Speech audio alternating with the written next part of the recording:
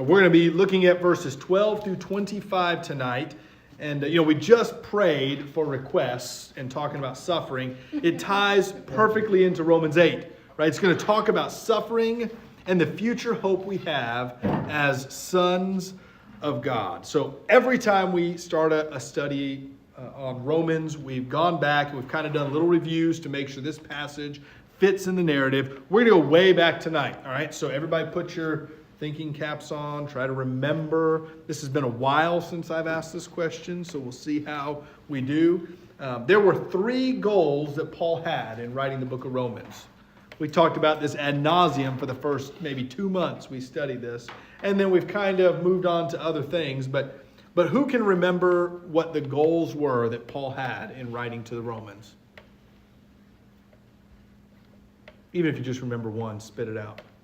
Was it to clarify to the people? Yeah, he wants to present a clear gospel, right? Like, I want you to know clearly what the gospel message is.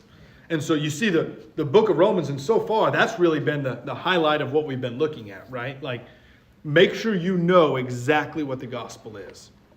Maybe that'll help cue you into another goal of his. Why is it so necessary that he clears the gospel? What's going on in the church in Rome at this time? False teachers. Okay, there were some false teachers, maybe not quite like in Galatia, but what was the one big wrong teaching that they were battling over? What's that? Who it was for, and what did some of the people say you had to do to be a Christian? Circumcision. Yeah, there's my circumcision hint. So, right there was division among the Jews and the Gentiles, and the Jews were like, listen, you've got to be circumcised.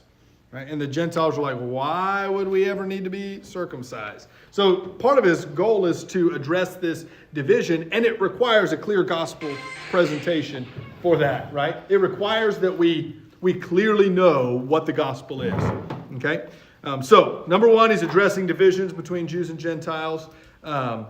Number 2 clearly explains the gospel. What was his third goal? And this is one we just see hints of throughout the letter.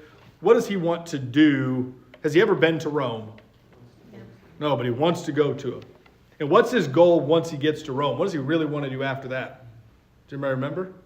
Yeah, he wants to go to Spain. That's like the far end of the known world. I want to get the gospel as far as I can. So I want to use you as a base, and my hope is then to go to Spain and make the gospel known. Right? So the real important one that I want to focus on while I ask these questions is this tension between Jews and Gentiles. Right? They've existed in Rome for a while, but why was there all of a sudden a division? Does anybody remember what happened to the Jewish people that caused a division between them and the Gentiles in Rome? What happened to the Jewish people in Rome? Does anybody remember? Yeah, they were kicked out of Rome. Remember, we talked about the fact that the emperor thought, well, some of these Jewish people are causing problems, whether it was Jewish Christians or not, we don't really know. But in history, not just biblically, but you can read extra biblically, that the Jewish people were driven out of the city of Rome and weren't allowed to be there. And in the meantime, these Jewish Christians leave Rome. The Gentiles are still there, flourishing. The church is built. And eventually the Jews come back and they're like, wait a second, all your new Gentile things, we don't necessarily agree with them. There's some fighting, and that's division. But what I want us to remember is why there was division. It's because the Jews experienced this persecution. Right? There was this great get out moment. There's this suffering, and so they come back, and everything that they thought they've known is kind of being turned on its head, right? Because the law is no longer the saving method that they thought it would be. And there's all of this new teachings that they're hearing that Paul is trying to clarify. And it all goes down to these Jewish people going, my life's been turned upside down. Right? Like, I've been run out. I've come back. Everything's different. Life is just hard. Paul spent a lot of time answering some major questions, right? So he wants to clarify, and he asks things like, do you have to be circumcised and follow the law to be a Christian? What's the answer? No, right? That's not what saves you. He answers questions like, okay, if the law doesn't save you, then can you just keep on sinning and living however you want? Your sins are forgiven anyways. And the answer is no. No, absolutely not. By no means, right? There's no way you could keep doing that. And then last week, we talked about the first half of chapter 8. Right? After all of this teaching, there is now no condemnation. You have freedom in the Spirit. You don't have to keep on sinning anymore. You're forgiven, and you will continue to be forgiven in your faithfulness.